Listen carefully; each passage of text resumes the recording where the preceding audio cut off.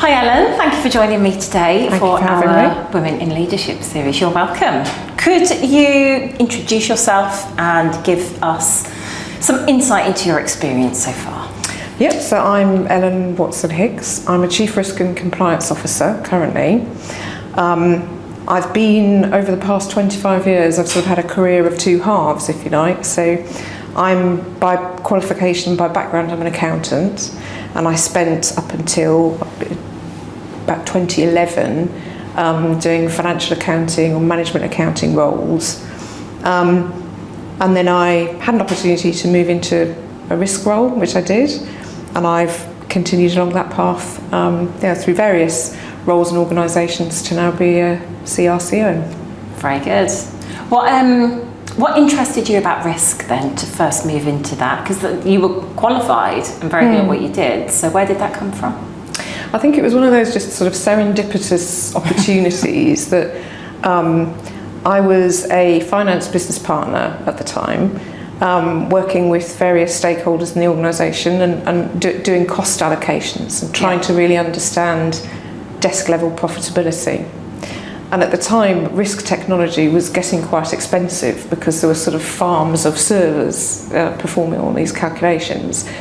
So I spent a lot of time, with the risk team, helping them to understand costs. And as a result of that, an opportunity came up, and somebody asked me if I'd be interested, and I thought, why not? So never went back.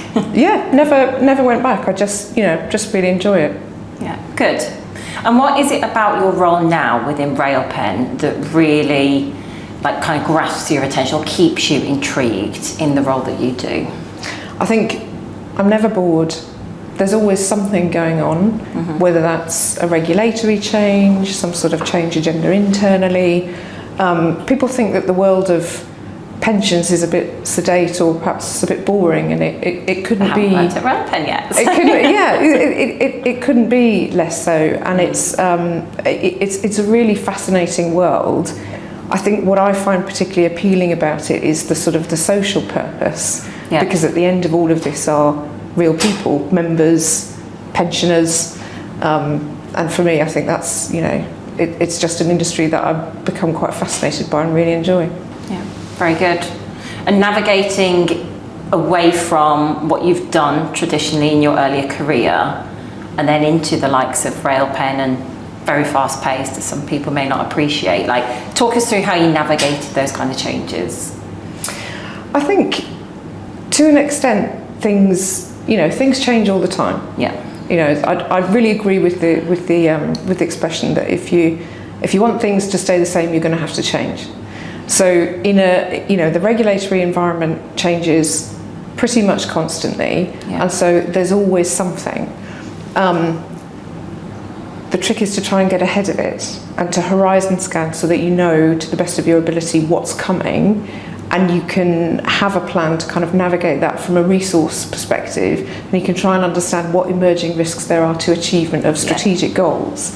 And I think that's where that's where risk management done well really adds value, is helping the organisation to understand what are the risks to achieving our strategy, therefore where do we need to allocate our resources, is there some course correction necessary, how do we tackle this?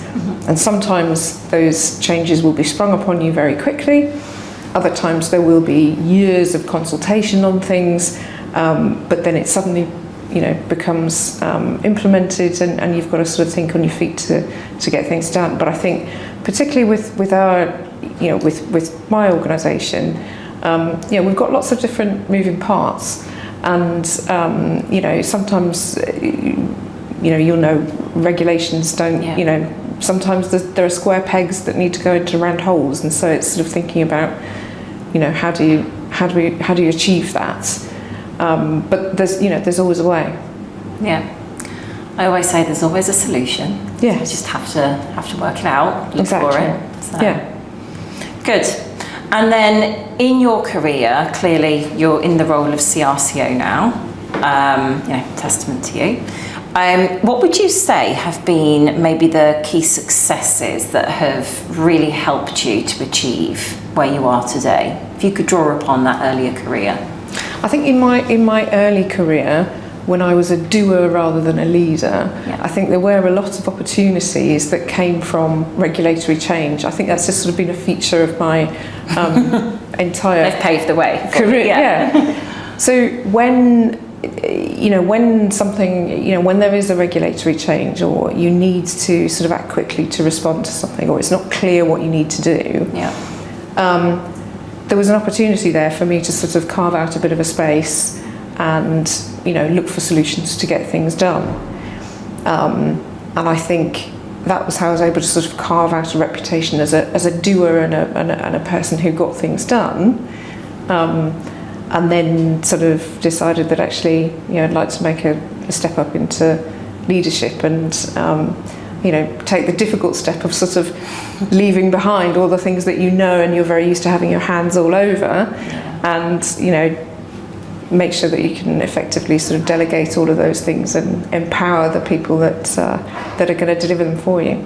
Yeah. So I think most of my opportunities have come from tricky situations. Every situation can be both a threat and an opportunity. There's always I agree. different way of looking at it. Yeah. And I think if you look at it as that opportunity and take it upon yourself to have that kind of positive mindset around that, then what's to say that other opportunities might come your way and you might overlook them. But I think that threat and opportunity is a really good way to look at it, and people talk themselves out of it a lot of the time, which has been a bit of a running theme sometimes throughout these. Well, I do always allow myself that small periods of panic and fear because I think it would be unhealthy not to, and I think I wouldn't be a human if I didn't feel that. But I think it's important to do that and get it out of the way as quickly as possible, and move into planning and then execution. So I do want to pick up on the leadership side, which you've just mentioned. Going from that doer into leadership, how would you explain the leadership style or the qualities? And you've mentioned empowering people, but what is that style for you, Ellen? So I think I've recently learned that there is a name for how I like to do things, and that is compassionate leadership, which is absolutely not the same as being soft or not expecting people to work hard or always just patting them on the head. It's creating a sort of a psychologically safe space for people to experiment, fail fast and learn. I'm coming to use that expression. It did feel a little bit sort of technology, startup kind of terminology to me for a while. And it doesn't necessarily fit with sort of working in a regulated environment, but actually that's where you get your learnings from, is when things go wrong. So I think creating a space where people feel safe to say, this has happened, but here's what we're going to learn, here's how we're going to correct it. You get much more out of them than if you're just sort of holding them to targets, or my experience has been that people perform better when they feel trusted and empowered than when they just feel a bit scared of getting it wrong. I agree. It's almost that fear then that they won't try or won't do. We have a saying sometimes, just ask for forgiveness, not permission. And my boss will testify to that. So, no, that's really interesting. And I think it is that delegating, empowering, and the psychological safety comes up more and more now, which I think very is important. Really important. Yeah. Talking more about, I think, you as well, and what maybe helped you to get to where you are. You've obviously got a compassionate leadership style. How have people helped you in terms of getting the best out of you? So whether that be a coach or a mentor or a boss, who could have been both. But what's that been like for you, Ellen? I have worked with an executive coach, and I've found that process absolutely fascinating and extremely beneficial. I have had sort of mentors in the past, and I've had people who I've looked up to or wanted to emulate, and then I've learned a lot of things that I don't want to do, or styles that I don't want to adopt. But I think it is, it's really important to have a few sort of trusted people who can really be very honest with you, and give you feedback that's going to be relevant and helpful, even if it's not what you want to hear. And I think, I've tended to do that with friends in non-related industries, but who are also in leadership roles and sort of face some of the same challenges. I think it's important to be able to, discuss situations with people who you trust and who know you. I think it has sort of, the financial services has it's changed beyond measure in the last 25 years. Absolutely. But I did go through a long period of time where I was given a lot of advice around being nice is not going to, help you in your career, and you need to, in order to advance, you need to kind of look and come across in a particular way. Okay. And I think, to an extent, that definitely was true, but I think now the needle has definitely moved, and there's a lot more acceptance that, being authentic is better than trying to look and act and feel like someone else, because it doesn't work. So I'm pleased that I would say I've adapted my style over the years, but at the core of it, I feel that it's better to work in an environment where people, trust you, and you trust them, rather than, they're sort of, scared of getting something wrong or not meeting a target that you've set. I think that's, I've found, roles where I've been able to be myself and to stay true to what how I want to lead. Yeah, that's good. And I think some companies adopt that, bring your full self to work, your genuine self, authenticity, possibly better than others. And, navigating those changes over the industry in the past 10, nearly 20 years, as long as I've been doing that and counting the years, but, we have seen a huge shift. Very interesting to hear, though, that you had to conduct yourself in a particular way. Was that to be heard, or was that to progress in your career, or how did that transpire? I think a lot of advice in my early career was about helping me to, a lot of advice that I got was to be more like some of the other people who'd got into more senior positions, and just because of the gender diversity, the gender imbalance was very different in those days. It was, yes. They all tended to be men, or senior women who acted more in that style, and therefore there wasn't any diversity because everybody was sort of adopting the same way of thinking. And then sort of post-financial crisis, that became quite rightly unfashionable, and it was recognised for what it was. And groupthink is now not a word that anybody wants to have associated with their firm or their leadership. So I think things have changed a lot, and hopefully sort of junior people doing the sort of roles that I was doing at the time wouldn't be told those things anymore. They would be encouraged to be themselves. And I completely agree. And I have seen that shift in the industry, dealing with ExCo mandates and really looking at the diversity around not just gender, but ethnicity and social mobility and all the others that give the broader collaboration, really. So it's not just one voice or one background, really.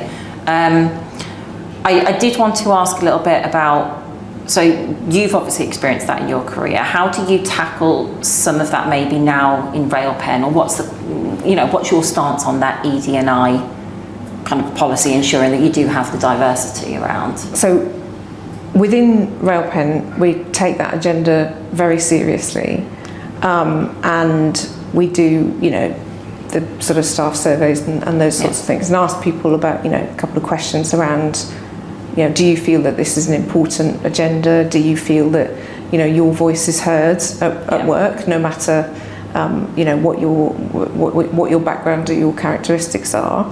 And, I think the trick is that we actually walk the talk. It really is important. And I think it's incredibly important to have very committed sponsorship at an executive level, and to play back to people a bit of the "you said, we did." So if we ask you questions about diversity, or you've given some feedback via some other means, we've heard that. This is what we're going to do in response. But I think it's one of those things that it does take time for people to sort of be forthcoming with some of those views. But I see that getting better and better, all the time. And I think about when I first heard about DE&I, it didn't have an E in at that point. It was just sort of diversity and inclusion. Everybody wanted to hire a woman and then say, I'm very diverse. Look at the woman, and certainly, I've had experience of a couple of situations where it's sort of, you'd get a seat at the table, but people would assume that you were taking the minutes or something like that, So as they say, diversity is getting a seat at the table, inclusion is being, asked to speak and to contribute. So I've benefited from that, in the past, that, I can think of a couple of people who've given me the seat and then also, encouraged me to speak and contribute. And that's, where I started to sort of grow my confidence and, get feedback from people around the rest of the table that what I was saying, contributed some value. So, being seen and heard is incredibly important, and I understand the importance of that, and I'm very committed to always making sure that, I'm walking the talk when it comes to all of those principles. Yeah. So from the experience you've had, that's how you lead with your team, and that's very clear to see. Empowering them and giving them the opportunity to have that psychological safe space. Absolutely. To be heard. Yeah. There's been a lot of things there, Ellen, throughout your career, and just, successes that have led to where you are today and how you've behaved. What advice would you give either to maybe your younger self, or younger talent, female talent, either way? What words of wisdom would you have? I think I would, to my younger self, I think I would sort of say, hello, it's me, 25 years later. And the most important thing for you to know is that nothing that you worried about actually happened. And I think that's the same for a lot of people. Yeah. I've wasted a lot of energy over the years being concerned that I might not come across well, or I might not, my stakeholders or my audience might not find that I'm adding value. Yeah. And I've never had a sort of a terrible moment in the way that I've envisaged that might happen. And I think if I'd been able to harness that energy and spend it on something useful, that's the best advice that I could have given my younger self. And then I think for sort of younger women, hopefully they wouldn't need the same kind of advice that I did, because hopefully, they are being given opportunities, and, they are learning about things like DE&I, through schools, for example, and they will hopefully come into the workplace already understanding the value of those things, and not just expecting that, in order to progress, you have to behave in this way, or you have to look a particular way, or, something like that. So I think, rather than, and it's a bit cliched, isn't it, but I think there is something in the providing encouragement to younger sort of talent to say, for every reason that you can think of why you can't do something, challenge yourself to write something on the other side of that column about why you can. I like that. And when you look at the list at the end of it, just why not have a go? You'll learn something even if it doesn't work out. Yeah. It's a bit of a numbers game, I think. That is great advice, and I encourage everyone to take some of that on board. So Ellen, thank you very much for sharing your story. Thank Pleasure you. having you. Thanks.